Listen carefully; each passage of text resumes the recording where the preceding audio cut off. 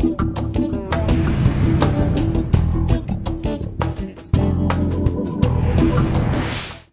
an email from a guy named Luis, and his question is regarding playing to music. So he's a new drummer. He's been playing about 6 months, and basically he just wants some suggestions on the best way to learn a song that isn't too complicated. He's having trouble, I guess, coming up with new beats, playing along with these songs and stuff. So real quick, it just says, I've learned how to read drum notation and to play what I can read. The problem I'm having is actually playing to music. I can play small parts of some songs, but not very good, and it seems like I play the same thing for everything. Dude, you're 6 months into the game, all right? That's a common problem. Don't be discouraged by it. Everybody that's a new drummer goes through this.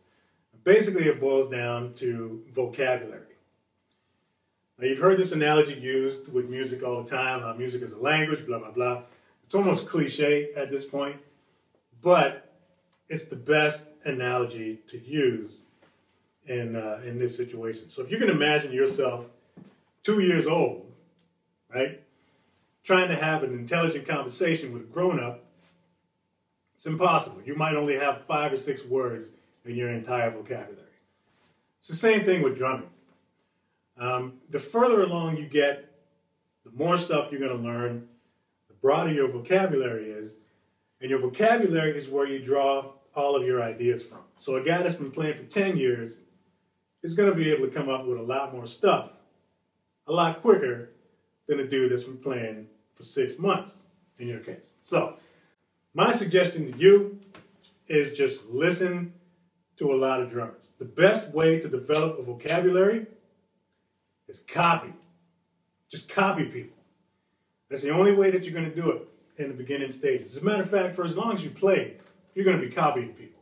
A lot of the grooves that I come up with when I'm playing songs are either a direct rip or it's some sort of hybrid of some groove that I stole off of, you know, Stuart Copeland, whatever, how many years ago. So don't get discouraged. My suggestion to you is just continue to play along to music. A cool spot to go would be the Vic Firth website, because they have an educational section where you can download free play-along tracks. And some of them are harder than others, but some of them are pretty simple. And you can download them and just play along to some of the tracks that are on there. Now, the more you start to learn about, you know, your note values and all that kind of stuff, later on, you'll be able to sort of take some of the ideas that you've stolen from other people, and then you can add your own little thing to it. But in the beginning stages, you have to copy. You got to copy people. So as far as coming up with new grooves and stuff while you're playing a song, like if you want to change the groove up for a different section of a song, which I think is what you might be talking about.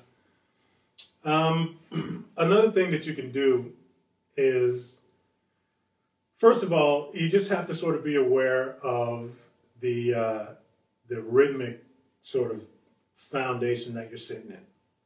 All right, so if you're playing a rock thing and it's just straight 8 notes,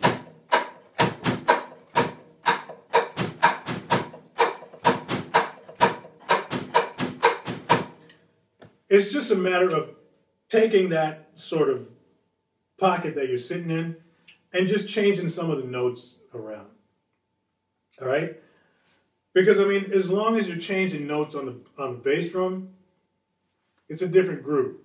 You don't have to get all fancy in the beginning. Right now, you just sort of have to introduce yourself to the idea of, you know, varying your groove a little bit and moving notes around just to come up with a different type of groove.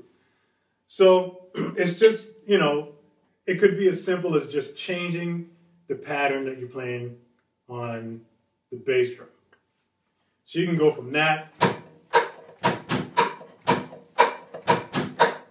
to this.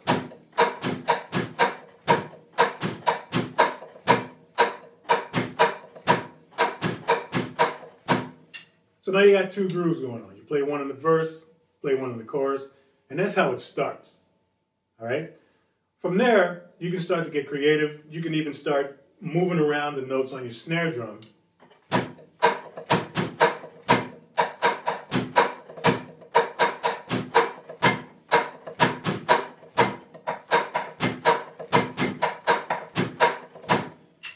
It's just as simple as that. Just kind of staying, but you're staying within that sort of 8-note framework.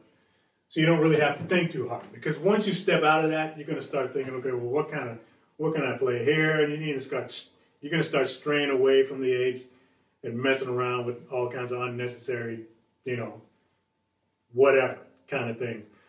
But that's the one best way to approach it, I would say, is know what it is that you're playing first, right? Know that you're sitting in an 8th-note sort of pocket. And then just start moving around in that 8th-note pocket. Just changing up some notes on your kick, changing up some notes on your snare, and then and just start there.